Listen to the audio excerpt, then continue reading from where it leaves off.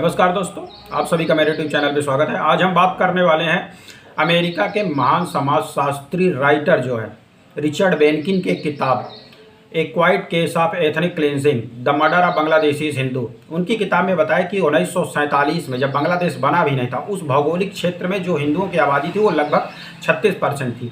1971 में जो है वो आबादी थी 20% और 2024 में ये आबादी लगभग 7.53% हो गई है। अगर उनके हिसाब से अगर भारतीय इस पूरे भौगोलिक क्षेत्र में हिंदुओं का जो अगर नेचुरल तरीके से जनसंख्या बढ़ती तो लगभग 5 करोड़ आबादी और बढ़ती।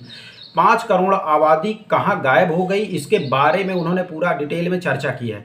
इसके पीछे उन्होंने 2 रीजन दिया है कि बांग्लादेश में कट्टरपंथी इस्लामी ताकतों ने लगातार अपना पैर पसारने के साथ ही हिंदुओं पे जो अत्याचार किए, बड़े स्तर पर उनका नरसंहार किया और उनका मास कन्वर्जन कराया, धर्मांतरण कराया गया।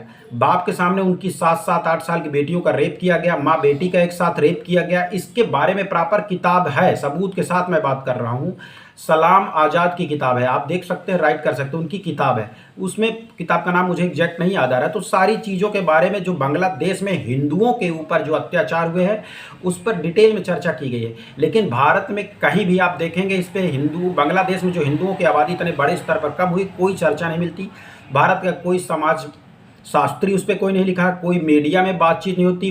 लेफ्ट लिबरल मीडिया तो कभी जीवन में इसके बात करेगा ही नहीं। कांग्रेसी प्रमुख दल रहा है राजनीति का, उसने कभी चर्चा नहीं की। भारत में कभी किसी दलों ने, किसी राजनीतिक दल ने कहीं कोई चर्चा नहीं की है।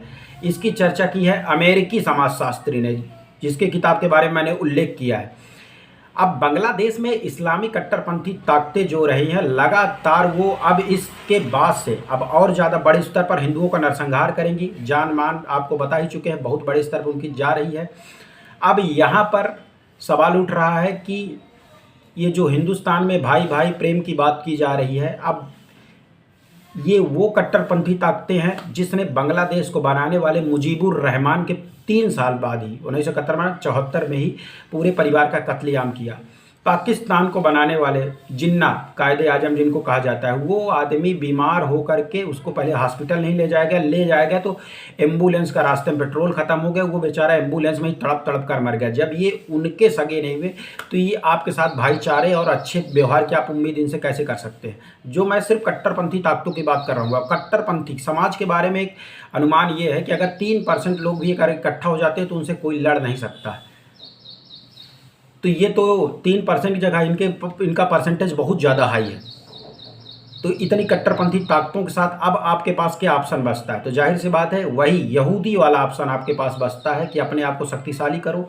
आप विक्टिम कार्ड नहीं खेल सकते हो, आप इनके सामने विक्टिम कार्ड नहीं खेल सकते हो, आपको लड़ना ही पड़ेगा। तो भारत की जो सरकार है उसको हिंदू हितों को सुनिश्चित करना पड़ेगा। बांग्लादेश की जो नई सरकार आई है उसके ऊपर दबाव बनाना पड़ेगा और कहीं ना कहीं हिंदुस्तान में हिंदुओं को जागरूक होने की ज़रूरत है, क्योंकि यहाँ पर जो विपक्ष जो है जाति के आधार पर हिंदू धर्म को बांटने की कोशिश कर रहा है। तो आज मैंने ट्वीट भी किया है, पोस्ट भी किया है, जिसमें मैंने कहा कि बांग्लादेश में जो हिंदुओं की हत्या हो रही है वो जात पूछ कर नहीं की जा रही है, वो यहाँ हिंदुस्तान में अगर होगा। ऐसी ताकतें पाँव पसारना चाहती हैं, उनकी इच्छा है। कई ऐसे कमेंट आए हैं, स्टेटमेंट आए। सलमान खुर्शीद जो कांग्रेस के विदेश मंत्री रहे हैं, कानून मंत्री रहे हैं, देश के जाने माने नेता रहे हैं, फारूक अब्दुल्ला का बयान आया हो, महबूबा मुफ्ती का आया हो, इस्लामिक कट्टरपंथियों का आया हो, बल्कि वो लोग खुशी मना रहे हैं कि बांग्लादेश में जो हो रहा है वो अच्छा हो रहा है। तो वो चीज़ वो यहाँ भी करने के पूरी तरह फिराक में है, इसको समझना होगा।